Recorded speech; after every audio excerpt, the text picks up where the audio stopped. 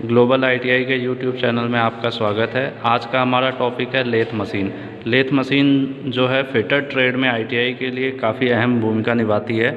इसके बारे में हम आज बेसिक जानकारी प्राप्त करेंगे कि इसके टूल्स को सभी टूल्स जो हैं इसकी मशीनरी के जो पार्ट्स हैं इसके बारे में हम जानेंगे। वीडियो में आगे बढ़ने से पहले मैं आप लोगों से एक रिक्वेस्ट करना चाहूँगा, अगर हमारी वीडियो जो आपको पसंद आती हैं तो प्लीज़ उसे लाइक करिए और अपने फ्रेंड सर्किल में शेयर करिए और सबको सब्सक्राइब करने के लिए मोटिवेट ज़रूर करिए। आइए हम अभिषेक सर से मिलते हैं जो कि ग्लोबल आईटीआई में फिटर के टीचर हैं। ये आपको लेथ मशीन की सारी जानकारी उपलब्ध कराएंगे। सबसे पहले हम लेथ मशीन के पार्ट्स के बारे में जानेंगे। जो लेथ मशीन है उसके कौन से पार्ट को क्या कहते हैं। जैसे कि आप इधर वाला भाग देख रहे होंगे, ये जो आपको बड़ा सा भाग है जिसमें लीवर वगैरह लगे हुए हैं, इस भाग को हम हेड स्टॉक कहते हैं, जो कि लेथ मशीन के बाएं साइड स्थित होता है। आप देख रहे होंगे जो आपकी लेथ मशीन है, इसके यह जो हेड स्टॉक है आपका यह बाएं साइड स्थित है। तो हेड स्टॉक हो गया। और हेड स्टॉक के आगे आप देख रहे होंगे इसमें एक चक लगा हुआ है जिसको चक बोला जाता है। इसी में हम जॉब को पकड़ते हैं। जो सामने आप देख रहे हो यह आपका हेड स्टॉक के साथ जुड़ा हुआ है, इसको चक कहते हैं। इसी में जॉब को पकड़ा जाता है। इसके आगे आप आएंगे तो राइट साइड में देख रहे होंगे कि आपको भाग दिखाई दे रहा होगा जिसका नाम है टेल स्टॉक। इसको हम क्या कहते हैं? टेल स्टॉक कहते हैं, जो आपका राइट साइड में स्थित है। तो आप देख रहे होंगे लेथ मशीन के बाएं साइड में आपका जो है हेड स्टॉक स्थित है और लेथ मशीन के राइट साइड में जो स्थित है उसे क्या कह रहे हैं? हम टेल स्टॉक कह रहे हैं। ठीक है। टेल स्टॉक का जो यूज़ है वो किसी लंबे जॉब को सपोर्ट करने के लिए किया जाता है। जब जॉब की लंबाई ज़्यादा होती है तो उसे इस टेल स्टॉक की मदद से हम सपोर्ट करते हैं। उसके बाद जो आपको एक बीच में भाग दिखाई दे रहा होगा, ठीक है, जैसा कि आप देख रहे हैं, ये पूरा का पूरा भाग जो ये पूरा है ये आपका आगे पीछे इस पर स्लाइड हो रहा है। तो इस पूरे भाग को कैरिएज बोला जाता है। जो आपका ये पूरा भाग इसे क्या बोलेंगे? कैरिएज बोलेंगे। कैरिएज पे मेन 5 पार्ट्स होते हैं। ये आपका क्वेश्चन कभी कभी एग्जाम में भी पूछा जाता है कि कैरिएज पे आपके कितने पार्ट्स होते हैं। तो आप जो कैरिएज है इस पूरे कैरिएज में आपके 5 पार्ट्स होते हैं। ठीक है। पहले पार्ट की बात करते हैं। जरा यहाँ पे आप देख रहे होंगे ये वाला पार्ट जो है यहाँ पे जो स्लाइड कर रहा है, ठीक है, ये वाला भाग आप देख रहे होंगे जो नीचे सबसे इस पे स्लाइड कर रहा है, इसको सैडल बोला जाता है। ठीक है। क्या बोलते हैं? सैडल। सैडल के जस्ट ऊपर आप देखेंगे ये वाला भाग जो आगे पीछे हो रहा है यह बेड के क्रॉस में जा रहा है। कैसे जा रहा है? क्रॉस में जा रहा है, इसलिए इस वाले भाग को क्रॉस स्लाइड बोला जाता है। इसके ऊपर एक और पार्ट है, इसको आप घुमाएंगे तो देख रहे होंगे ये भी अपना आगे को स्लाइड हो रहा है। इस भाग को कंपाउंड स्लाइड बोलते हैं। और सबसे ऊपर जो है उस भाग को टूल पोस्ट बोला जाता है। ये वाला भाग है आपका, इसे टूल पोस्ट बोलते हैं। और आप सामने देख रहे होंगे इसी में कटिंग टूल को पकड़ा गया है। जो टूल पोस्ट है इसी में कटिंग टूल को पकड़ा गया है। तो अभी आपने देखा सैडल, सबसे नीचे वाला भाग जो कि बेड पे हमारा स्लाइड कर रहा है उसे सैडल कहते हैं। और उसके ऊपर जो भाग था उसे हमने क्या बताया कि क्रॉस स्लाइड है। और इसके ऊपर कंपाउंड स्लाइड और सबसे ऊपर हो गया आपका टूल पोस्ट। और जो आपके सामने वाला भाग है जिस पे लीवर लगे हुए हैं, जिस हैंडविल को हम घुमा रहे हैं, इसको एप्रन बोला जाता है। इसको क्या बोलते हैं? सामने वाले भाग को एप्रन बोलते हैं। तो इस तरह आप देख रहे होंगे इस कैरियर में टोटल आपके 5 पार्ट हो गए। यह जो हमारा सैडल साइड जिस पे कर रहा है, जो आप ये देख रहे हैं सामने वाला हिस्सा या ये पूरा, इसको बेड बोला जाता है। जो आपका ये बेड है, ये बेड आपका कास्ट आयरन का बना होता है। क्योंकि कास्ट आयरन में जो है कंप्रेसिव फोर्स सहन करने की क्षमता होती है। और यहाँ पे आप देख रहे होंगे जो आपका टेल स्टॉक है, चाहे कैरिएज है या हेड स्टॉक है, सबका जो लोड है वो किस पे पड़ेगा? इस बेड के ऊपर पड़ेगा। इसलिए जो बेड होता है हमारा उसे कास्ट आयरन का बनाया जाता है। आपका जो टेल स्टॉक है इसको भी हम कास्ट आयरन का बनाते हैं। हाँ, बेड के जो होते हैं 3 टाइप के होते हैं। एक जो होता है फ्लैट वाला होता है, फ्लैट वे, और एक जो होता है वी वे बेड होता है, और एक होता है कंबाइंड जिसमें फ्लैट और वी दोनों वे बने होते हैं। तो जैसा कि आप यहाँ देख रहे होंगे जो इसका बेड है ये वी बना हुआ वी टाइप का, उल्टा वी के आकार का होता है और फ्लैट भी है। इधर भी आप देखोगे तो इधर भी वी टाइप का है और इधर क्या है? फ्लैट है। तो ये आपका जो बेड है कंबाइंड वाला है जिसमें वी और फ्लैट दोनों एक साथ बने हुए हैं। और टेल स्टॉक की बात करें तो टेल स्टॉक भी आपका कास्ट आयरन का बना हुआ है। और इसके आगे जो ये वाला भाग आपका देख रहे होंगे बाहर को आ रहा है, इसको जो है हम स्लीव बोलते हैं। ये वाला भाग इसको क्या बोला जाता है? स्लीव। और इसके अंदर जो ये लगा हुआ है इसको सेंटर बोलते हैं, इसको सेंटर बोलते हैं। जैसा कि देख रहे होंगे स्लीव अंदर जा रहा है, जब स्लीव अंदर जाएगा तब आपका ये जो सेंटर है वो ऑटोमेटिक आपका बाहर आ जाएगा। ठीक है, आपका ये सेंटर बाहर आ गया। ये जो सेंटर है इसमें क्वेश्चन पूछता है कि सेंटर आपका जो है वो किस चीज़ का बना होता है, तो सेंटर आपका हाई कार्बन स्टील का बना होता है और इसके आगे का एंगल पूछा जाता है, ये जो सेंटर का एंगल कितना होता है। तो देखिए जो सेंटर होता है उसमें 3 एंगल होते हैं, 60 डिग्री, 75 डिग्री और 90 डिग्री। ठीक है, लेकिन अगर कभी भी आपको लेथ मशीन में साधारणतः पूछा जाए कि सेंटर जो होती है लेथ मशीन में उसका एंगल कितना होता है, तो आप 60 डिग्री पे ही सही टिक करोगे। 90 डिग्री आप तब करोगे जब ये बोला जाए क्वेश्चन में कि भारी कार्यखंडों को सहारा देने के लिए सेंटर का एंगल कितना होना चाहिए।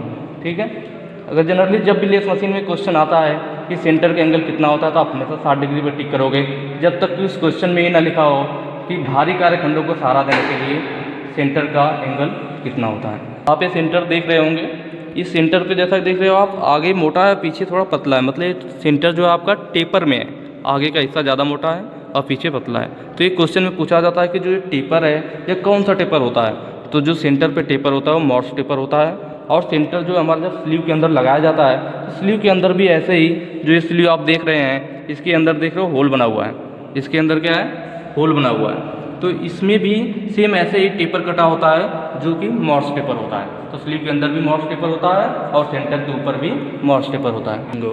जैसा कि आप देख रहे हैं ये आपका चक है, मैंने भी आपको बताया था, और इस चक के जो ये तीनों दिख रहे हैं आपको इसको जॉ बोलते हैं। ये चक का क्या है जॉ है, और ये जो जॉ होता है वो स्टील का बना होता है।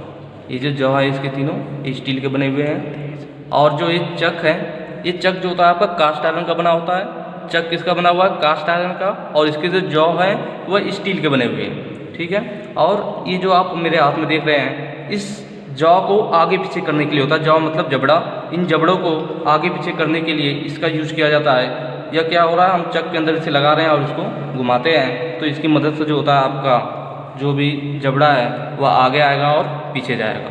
ठीक है, तो इसलिए इसको चक की बोलते हैं। क्या बोलते हैं चक की। और ये जो जबड़े हैं आपको मैंने जैसा बताया कि स्टील का बना हुआ है, और इसमें दिख रहे होंगे आप इसमें 1 2 3 आपको 3 जबड़े दिखाई दे रहे हैं। तो आपका जो चक है वो 2 टाइप का है, 4 जा चक और 3 जा चक। तो इसमें 3 जबड़े हैं तो इसे 3 जा चक बोलेंगे।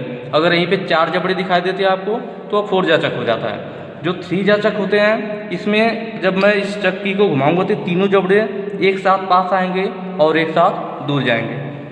तो इसमें जो है हम जब की को घुमाएंगे तो तीनों जबड़े एक साथ आएंगे और एक साथ जाएंगे, मतलब तीनों एक साथ एक पास आते हैं और दूर जाते हैं। तो इसीलिए इसे जो है सेल्फ सेंट्रिक चक बोला जाता है, क्योंकि इसमें हमें जॉब को लगाने पर सेंटर करने की ज़रूरत नहीं होती, वो अपने आप सेंटर में हो जाता है, इसलिए इसको सेल्फ सेंटरिंग चक बोलते हैं। और जब हम इसको घुमा रहे हैं तो इसके अंदर एक थ्रेड कटी होती है जिसकी मदद से हमारे जबड़े अंदर बाहर आते हैं और जाते हैं। तो पूछता है 3 जा चक में कौन सा थ्रेड होता है, तो 3 जा चक में जो है वह स्पाइरल थ्रेड कटा होता है, या फिर कभी कभी स्क्रॉल थ्रेड भी बोलते हैं। तो जो 3 जा चक में है वह स्पाइरल थ्रेड या स्क्रॉल थ्रेड कटा होता है, जबकि अगर यहीं पे 4 जा चक होता तो 4 जा चक के अंदर जो है वह आपका स्क्वायर थ्रेड होता है। 4 जा चक के अंदर स्क्वायर थ्रेड होता है, जबकि 3 जा चक के अंदर स्पाइरल थ्रेड या स्क्रॉल थ्रेड होता है। तो आप देख रहे होंगे चक जिसके ऊपर घूम रहा है, जैसा कि चक इतना ही है ना, लेकिन इस चक को हमने जिसके ऊपर बांध रखा है, जिसके ऊपर घूम रहा है, उसको स्पिंडल बोला जाता है। चक जिसके ऊपर घूम रहा है उसे क्या बोलते हैं, स्पिंडल बोलते हैं।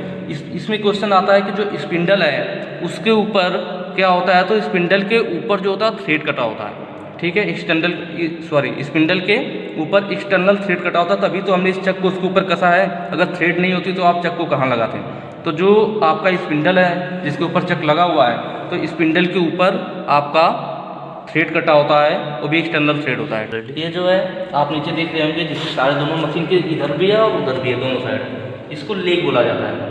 इसको क्या बोलते हैं, लेग बोलते हैं। और जो आपका लेग होता है वो भी कास्ट आयरन का बना होता है। इसके ऊपर आएंगे तो ये देख रहे होंगे आप एक 3 सेट टाइप का है, इसे ट्रे बोलते हैं। जो भी हमारी कटिंग होती है तो उसके जो चिप्स वगैरह होते हैं, टर्निंग करें या थ्रेडिंग वगैरह कुछ भी करते हैं तो उसके जो भी चिप्स होते हैं वो इसी ट्रे के ऊपर गिरते हैं। इसके ऊपर आपको एक रॉड दिखाई दे रही होगी जिस पर स्क्रू कटा हुआ है, थ्रेड टाइप का बना हुआ है, थ्रेड टाइप का बना हुआ है। ये जो होता है आपका एक में थ्रेड इस पर कटा होता है जो आपका है, और इसको लीड स्क्रू कहते हैं। इसको क्या बोलते हैं, हम लीड स्क्रू बोलते हैं। और इससे पूछता है कौन सा थ्रेड कटा होता है, तो एक में थ्रेड कटा होता है जिसका एंगल 29 डिग्री होता है। इसके आगे आप देख रहे होंगे कि चीज़ आपको दिखाई दे रही है, यहाँ पे नीचे व्हील जैसा बना हुआ है, ये जो होता है इसको थ्रेड चेजिंग डायल बोलते हैं। क्या बोलते हैं? Thread chasing dial. इसका यूज़ जो होता है थ्रेड काटते समय किया जाता है कि हम एक थ्रेड को काटने के बाद दोबारा थ्रेड को उसी जगह से स्टार्ट कर सकें, इसीलिए थ्रेड चेजिंग डायल का यूज़ किया जाता है। ये आपका थ्रेड चेजिंग डायल है, ठीक है। लेथ मशीन जो है आपकी 3 फेज मोटर पे काम करती है, जो कि इसके पीछे लगा हुआ आप देख रहे होंगे। जो लेथ मशीन है आपकी वो 3 फेज मोटर पे काम करती है। सामने आप देख रहे हैं इसमें लीवर लगे हुए हैं, जिनकी मदद से हम लेथ मशीन की स्पीड को कंट्रोल करते हैं। इन लीवरों की मदद से हम लेथ मशीन की स्पीड को कंट्रोल करते हैं। अब ये कैसे पता चलेगा? तो यहाँ पे आप देखेंगे चार्ट बना हुआ है, एक चार्ट इधर है और एक चार्ट इधर है। इन दोनों चार्टों की मदद से हम कंफर्म करते हैं कि लेथ मशीन की स्पीड कितनी है। जैसे कि यहाँ पे देख रहे होंगे आप, ये लीवर है, लीवर पे यस लिखा हुआ है और एच लिखा हुआ है, आई है और वी है। इस वाले लीवर पे देख रहे होंगे ए लिखा हुआ है और बी लिखा हुआ है, ठीक है। तो जैसे कि आप यहाँ पे देख रहे हैं ए है और वी है, इसका मतलब ये है कि अगर मैं इस लीवर को, जिसमें ए बी दिया हुआ है, अगर मैं इसको ए पे सेट कर दूँ, ठीक है, इसमें ए पे सेट है, ए पे सेट कर दूँ और इस वाले लीवर को बी पे सेट कर दूँ, तो इसके स्पिंडल की जो गति होगी वह 1000 मीटर प्रति मिनट हो जाएगी, ठीक है। उसके आगे अगर मैं देखूँ दे रखा ए और आई, इसका मतलब है कि इसे ए पे ही रहने दूँ और दूसरे वाले लीवर को अगर मैं भी के बाद किस पे शिफ्ट कर दूँ, आई पे शिफ्ट कर दूँ, तो इसकी जो गति होगी वह 646 हो जाएगी, ठीक है। इसके बाद अगला देख रहे होंगे ई है और एच है, तो अगर मैं यस पे कर दूंगा तो इसकी जो गति है 270 हो जाएगी। और अगर मैं इस वाले को यस पे सेट कर देता हूँ तो इसकी जो गति हुआ 121 हो जाएगी, ठीक है। इसी तरह दूसरे वाले में देखो, ये चार्ट बना रखा है। अब इसमें मैं इस लीवर को कहाँ कर दूंगा? बी पे, क्योंकि ऊपर बी दे रखा है और नीचे यस दे रखा है। तो अगर मैं इसको बी पे सेट कर देता हूँ, ठीक है, ये देखिए आपका बी पे हो गया, ये बी पे हो गया। अब बी और नीचे वाला किस पे कर दूँ? यस पे कर दूँ। इस वाले लीवर को मैं किस पे सेट कर दूँ? यस पे। जैसा कि आप देख रहे होंगे इसमें यस की सीध में हो गया, तो बी और यस पे होने पे इसकी स्पीड कितनी हो जाएगी? 76 हो जाएगी। इसकी स्पिंडल की स्पीड 76 हो जाएगी। और अगर देखो अगला वाला चार्ट में क्या है कि बी है और नीचे वाला क्या है? एच है। अगर मैं इसको बी पे रहने दूँ और इस वाले लीवर को एच पे ले आके सेट कर दूँ, अगर एच पे मैं कर दूँगा तो इसकी जो स्पीड है वो आपकी 48 हो जाएगी। कितना हो जाएगा? 48। इन्हीं लीवर की मदद से जो हम इनकी स्पीड को कंट्रोल करते हैं, मतलब कम या ज़्यादा जितनी ज़रूरत होगी उतनी चलाएंगे। जैसा कि इस समय आप देख रहे होंगे मैंने अभी सबसे हाई पे सेट कर रखा है। सभी मशीनों की क्षमता अलग अलग होती है। इसकी सबसे हाई क्षमता कितनी है? 1000 तक चल सकती है और सबसे कम जो है आप देख रहे होंगे यहाँ पे 48 है। तो अभी मैंने इसको हाई वाले पे सेट कर रखा है। हाई वाले के लिए कितना चाहिए? ए और वी चाहिए। तो आप इस लीवर को देखो, यह ए की सीध में है, ए के सीध में है ना, ये दोनों लाइनें एक दूसरे के सीध में मिल रही है। ए पे है और दूसरा वाला लीवर देख रहे होंगे आप ए भी पे है, ठीक है। तो ए भी पे सेट है और ए पे सेट है, तो इसकी स्पीड कितनी होगी? इसमें 1000 होगी। मैं आपको अभी चला के दिखाता हूँ, आप एक बार देखना।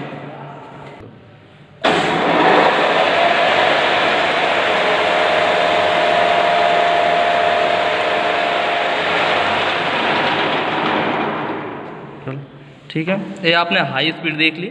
अब इसके बाद हम इसे मिनिमम पे करेंगे। मिनिमम के लिए आप देख रहे होंगे सबसे मिनिमम कितना है? 48 है। इसके लिए क्या चाहिए हमें? ये वाला जो लीवर है या बी पे चाहिए और इधर वाला लीवर एच पे चाहिए। तो मैं इसे बी पे सेट करूँगा जो कि ए पे है। हाँ, आप देख रहे होंगे अब ये लीवर हमारा किस पे आ गया? बी पे आ चुका है। ये लाइनें दोनों एक दूसरे सीध में हैं। और इस वाले लीवर को मैं किस पे ले जाऊँगा? एच पे ले जाना है मुझे। तो इसको जो है ये वी पे था, वी के बाद आप देख रहे होंगे आई लिखा हुआ है, आई पे आ गया। आई के बाद ये आपका एच पे आ गया, ठीक है। तो ये आपका बी पे सेट हो गया और ये एच पे सेट हो गया। अब हमारी जो स्पीड होगी वो कितनी हो जाएगी? 48 हो जाएगी। चलिए मैं आपको दिखाता हूँ इसकी स्पीड कितनी होगी। देख रहे होंगे जो है आपका बहुत ही धीरे धीरे चल रहा है। ये जो है आपका 1 मिनट में 48 चक्कर लगाएगा, तो इसीलिए इसकी स्पीड आप देख रहे होंगे आप बहुत ही कम हो चुकी है। लेथ मशीन के द्वारा जो है आप थ्रेडिंग, ड्रिलिंग, टर्निंग हो, चाहे टेपर टर्निंग हो, स्टेप टर्निंग हो, मतलब सारे ऑपरेशन आप लेथ मशीन पे कर सकते हो, ठीक है। तो जैसा कि आप देख रहे हो, एक जॉब आपको सामने में दिखा रहा हूँ, इस पर क्या है? यह ज़्यादा मोटा है, इससे पतला, इससे पतला है, तो ये स्टेप टर्निंग किया गया है, ठीक है। तो आप इसकी मदद से सारे काम कर सकते हो। इसीलिए लेथ मशीन को सभी मशीनों का जननी भी बोला जाता है। तो अगर आप इस मशीन पे और भी कोई काम थ्रेडिंग या टेपर टर्निंग वगैरह कोई भी करते हुए देखना चाहते हैं तो आप हमें कमेंट बॉक्स में कमेंट कीजिए, हम आपको वो वीडियो ज़रूर उपलब्ध कराएंगे। इस वीडियो में आपको लेथ मशीन के बारे में आई थिंक बेसिक इंट्रोडक्शन दिया गया और आपको समझ में भी आया होगा, जहाँ तक मैं उम्मीद कर रहा हूँ। अगर आपको वीडियो सही लगी हो तो प्लीज़ अपने फ्रेंड्स में शेयर करिए और हमें कमेंट बॉक्स में कमेंट करिए अगर आपको कोई और जानकारी चाहिए इस मशीन से रिलेटेड या इसकी वर्किंग से रिलेटेड। वीडियो को देखने के लिए बहुत बहुत धन्यवाद।